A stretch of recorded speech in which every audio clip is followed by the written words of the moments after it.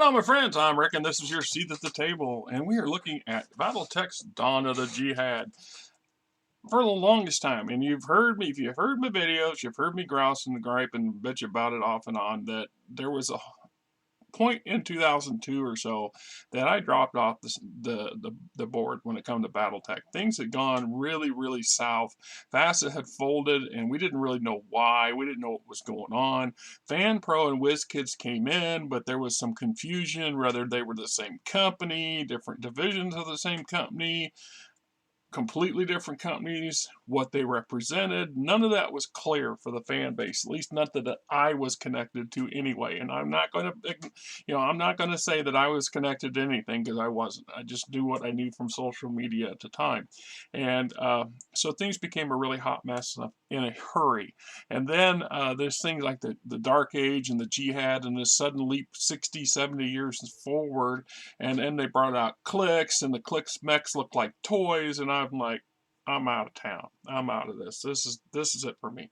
So here we are, fast forward or slow crawl forward 20 odd years later, and 20 plus years later, and I am now trying to play catch up as best I can. And so there's things that's come to light to me in recent era that one, that FanPro was not the same as WizKids, that they were actually two separate entities, that FanPro was actually the leftovers of FASA in a lot of ways, the people who didn't belly up with FASA, who wanted to see the genre, the game, the world, the universe, the things that we understood continue forward, that a much bigger company had bought, via WizKids, had bought the rights to do a bunch of stuff, but then they had sublaced the rights to FanPro to do some other stuff, specifically the work in the Jihad era. So we have a different set of creative talents, or the same set of creative talents, but now in charge, and they decided to do things a little different. They'd also incorporated Battle Core, which was a online BattleTech generated computer site where you would go and you would log in and get all kinds of stuff that in part would run off of the material they were producing and run in tandem with the material. So you kind of needed to be plugged in as well as have the books. And as I've said before, that there's advantages and disadvantages to that kind of established setup. The disadvantages, of course, is what happens 20 years later, 10 years later, whatever, if something goes south and then that particular people no longer are around, or the platform like BattleCore disappears or is no longer serviced or functions, etc., etc. Then all the information and material that was on that website or available through that website is null and void. It's just not available for people who are new to the game system, who want to go and retro play material or settings, more importantly settings that came before. And that's one of those things about BattleTech that makes it so attractive to me, that regardless of we're into the fourth iteration of a corporate control, and the very fact that most of them have done a really decent job of trying to keep the continuity. Where we've been is where we've been, and where we are is where we are. Instead of trying to go back and completely retconning everything, going back and rewriting history to disregard a whole bunch of earlier stuff and quote make it legends, which is a bunch of bunk. For a lot of people that have been around for a long time, we've invested a lot of our money and time in this stuff, to be suddenly woke up one day and say, hey, everything's that came before this particular date is not accepted. It's BS. Just straight up. That's one of the big cornerstone reasons I don't support Games Workshop. They can go F themselves. You spend a lot of money on their stuff, and then suddenly they want to put out new stuff, and they just say, oh, well, the old stuff's no longer relevant. F you, Games Workshop, in my opinion. F you. And so when we started seeing, this is my first actual source book for the Jihad. And I have mixed opinions on it. Most of them are not good. And one of them is, a source book is a source book is a source book.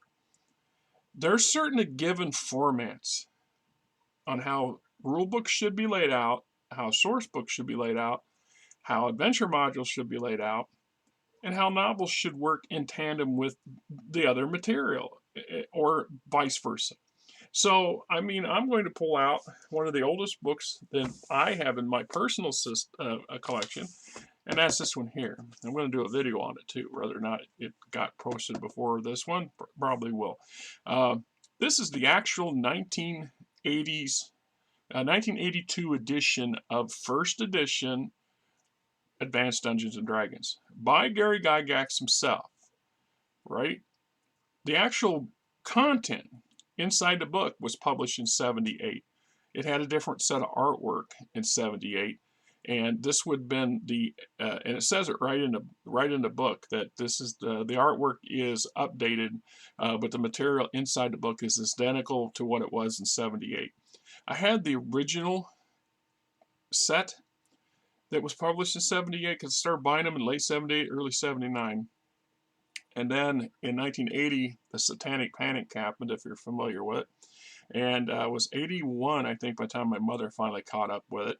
And she freaked out and she burned them. She literally burned about a dozen, 2 dozen of my game books, mostly my Dungeons and Dragons material. And my grandfather was a fire and brimstone preacher man. And when he heard that, he went out and lambasted my mom something fierce for being stupid and to be nice. I mean, he felt that that was totally bullshit the way she did to a kid. I was what was I, 13 at the time? I was 66, 70, 4 years, 14, 15 at the time. I wasn't quite able to drive yet, and it was horrible. It was really terrible. And then my mother she felt bad about it. The next day, within days of burning my crap, she had a change of heart, mostly because she got shamed into it by her dad.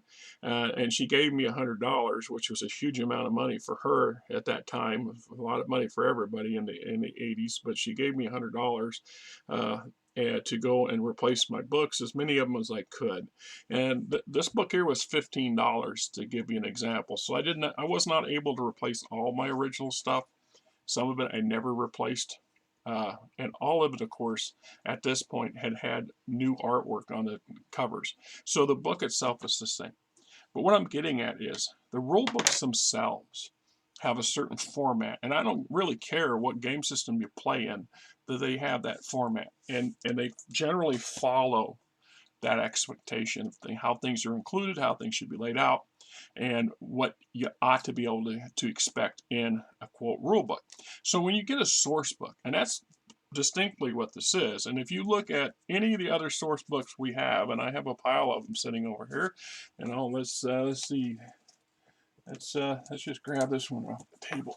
I have not done a review on it yet, but this is a classic field manual, and so in these cases, in the back we will find new additional rules or modifications to existing rules and things that they may have felt that they wanted to include. And the bulk of the book, though, is information, and it's laid out in such a manner that it's fairly reasonably understandable to follow. You know that what you got is what you got, and that you can then tap into and go from there. And so that's how the source book should be set up. And of course, modules, adventure modules, player adventures, however you want to call them, they also follow their scenario. It's like in BattleTech, our technical readouts have a certain type of layout, and we expect them to be that way. So when somebody comes out and fires from the hip, or actually does a lot of effort and thought into, I'm going to do something different, and they do something that's so radically different that it throws in the face of everything we used to up to this point. And I'll make a caveat here that they don't come back and continue this format. So after this format becomes a hot mess that's very not ill received by the player base, they stop making it this way and go back to the standard accepted, what we expect for a source book to be laid out. So what I mean by that is we look through the information, and it's a hot mess of short stories and clips of so factual things that supposedly in fantasy setting this takes place. This is the stuff that was going on at the time. Some of it's clips from the news networks of the times. Others were parts of transcripts from communications and from people's personal diaries and whatever. So it's connected. Don't get me wrong. They go and they connect, and they do cover various parts of the inner sphere, the various houses and factions and things like this. And God bless the people who coordinated all this crap, because they really, really would have had a field day of trying to keep all this stuff in some semblance of order. I had to grind my way through this, to be honest. Even though knowing full well what I was looking at when I picked up the book and first looked at it, I understood it was going to be a hot mess to try to get a good open picture of the first year of the Jihad and what happened after the second Star League collapsed and what goes forward.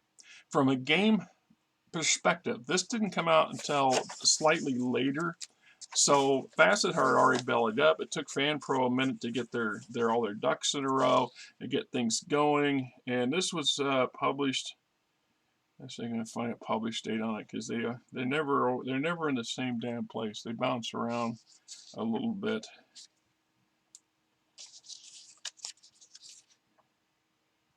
Let's see. Right there, I just passed it. 2005, 2006. So this took a couple of years for to see the light of day. So it took them a few years to get their ducks in order, get their shit together. I'm just saying. And so by that time, it had been several years since I had seen any. So there's the Battle Core that you can't find now. At least I wasn't able to find it on the internet, and I make the assumption it's no longer supported by anybody. When once again, when the current Wizard, or damn it, frickin' Catalyst and their parent company bought up the franchise rights and stuff, this went to the wayside. So all the information that would have been available at the time while FanPro was in operation is long gone. It's gone and lost to majority of us.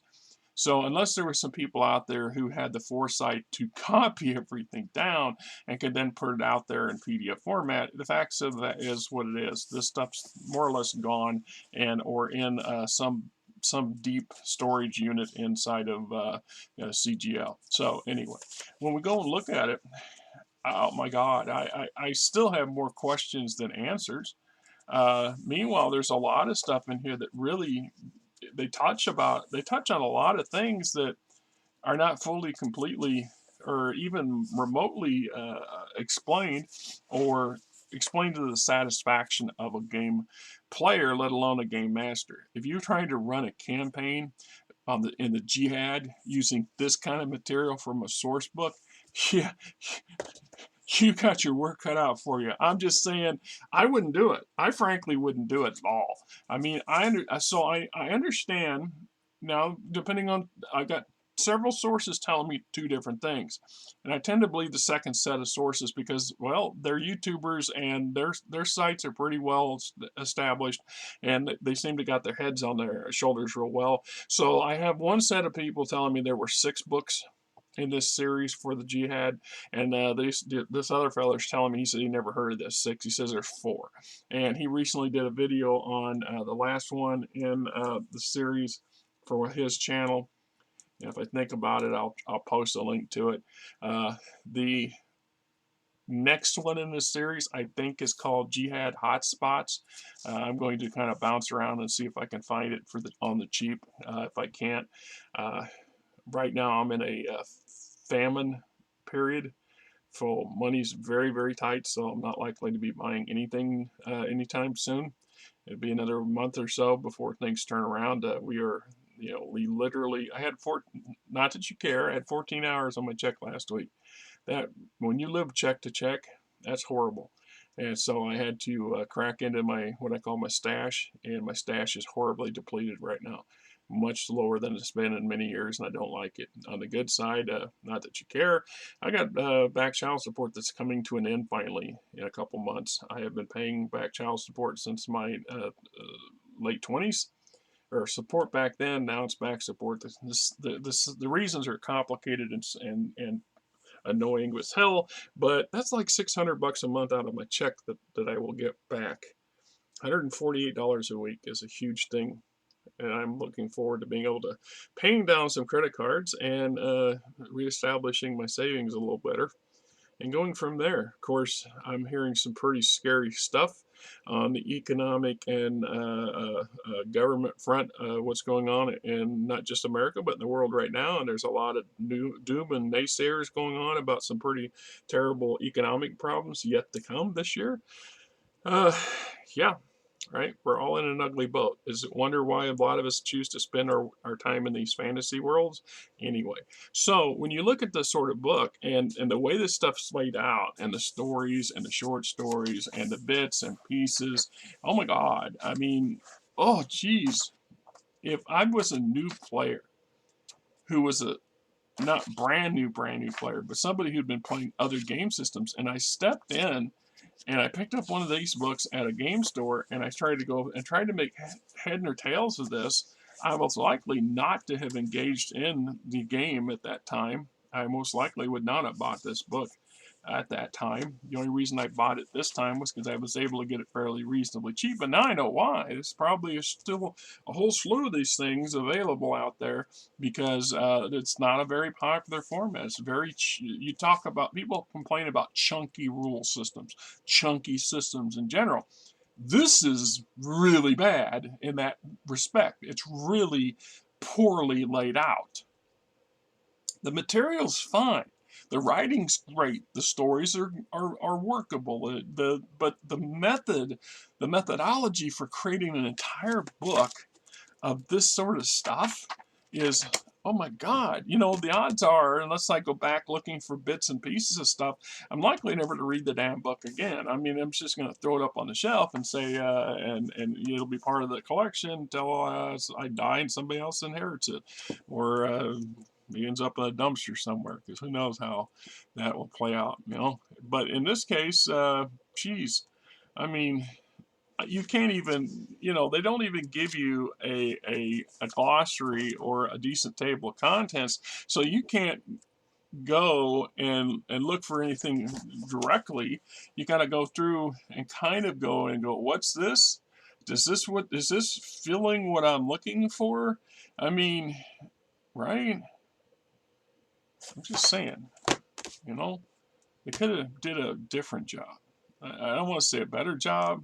I don't want to say I'm just saying they could have done something other than this. Frankly, unless you're a lore hound, unless you are trying to be the armchair historian for for BattleTech that I try to be for my channel, I would not buy this book. I would save my money unless somebody gave it to you for free, or you can pick it up for under $5, because you're likely to, most people who, I'm not saying everybody, and I'm not referring to you guys, maybe I'm referring to you guys. I don't know all of you guys very personal or nothing. But let's face it, most people's attention span in modern era is what, 5 minutes, 10 minutes? You're going to talk about reading? Oh my God, this literally took me 3 weeks of grinding through it, and I could have had my time better spent reading something else. Just my opinion. Till next time, this is Rick, and I hope you guys have yourself a great weekend. Tell anybody else that's in the gaming industry or gaming fandom that says, hey, this is